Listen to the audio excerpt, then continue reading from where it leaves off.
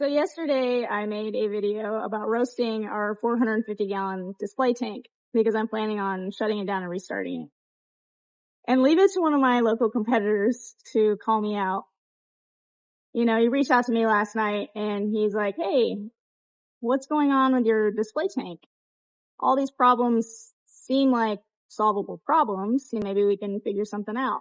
So I had to fill him in on that while all the reasons I listed in the video are legitimate reasons, the Mahanos really are a very frustrating annoyance. None of those were the actual reason why I'm shutting the system down and restarting it. And I wasn't going to get into it in the video, but now that he's called me out, I feel like I kind of have to. So this tank was already set up when I merged my business into this one about 2 years ago. And at that time, I was just so excited to have a 450-gallon display. I was just over the moon because I always wanted to have a queen angel. And this is one of the few tanks that actually has a width that's appropriate for a queen angel because they have fairly wide turning radius. They're just not a fish that's suited for a smaller tank or a more narrow tank.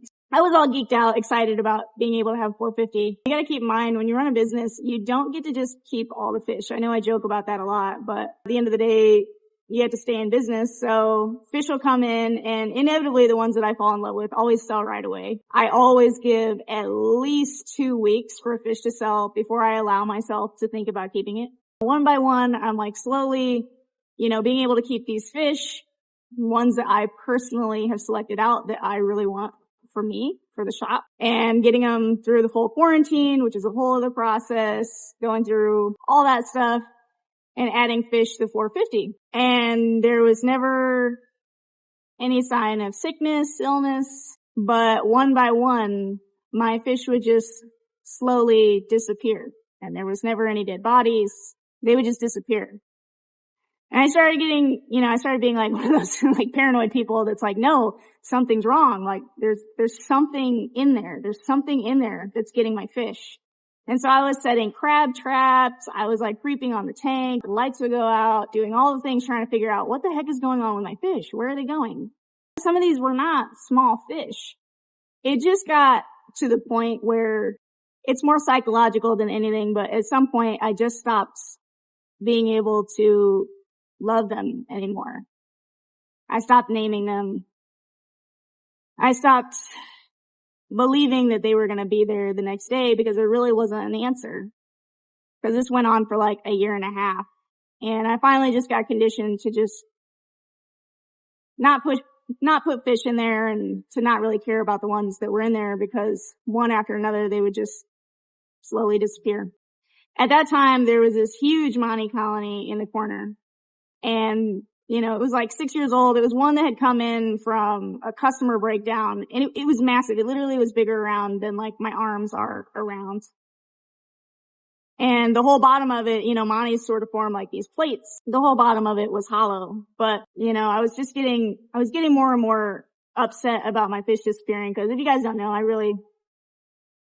just really love my fish, We all came in at like 1 o'clock in the morning with red lights to scope the tank, trying to figure out what the heck was taking my fish, and spotlighted the whole thing, couldn't find anything, and it was on the final, we're just about to give up and go home, and it was on that final walkthrough that I just was taking one last look before we left, and that's when I saw it. I saw the 2 tentacles sticking out from that Monty. Apparently the whole time, there was a 4-foot bobbit worm living in there. And it's very likely that bobbit worm had been in there for literally years. And I had thought it was weird when I first took over this business. I thought it was weird that John really only had like a couple really big fish in here. He didn't have any community fish. He didn't have like, there was no small, medium fish. It was just like a couple of big fish. And every once in a while, they would have like a really big gash on their side.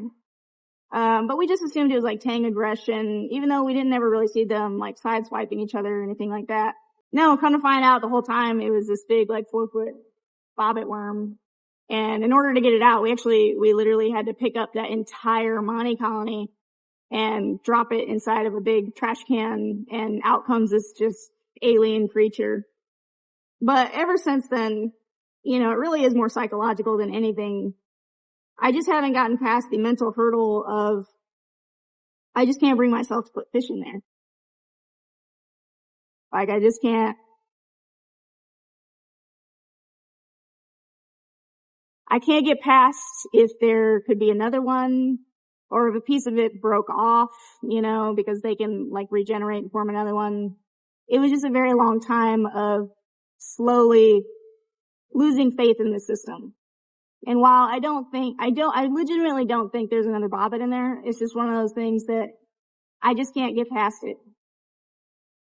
So that's why I'm really shutting the system down and restarting it. Said all the other reasons are legitimate reasons, but at the end of the day, we have to sort of do the things that help us mentally get past certain hurdles. And for me, this is unfortunately one of those ones. So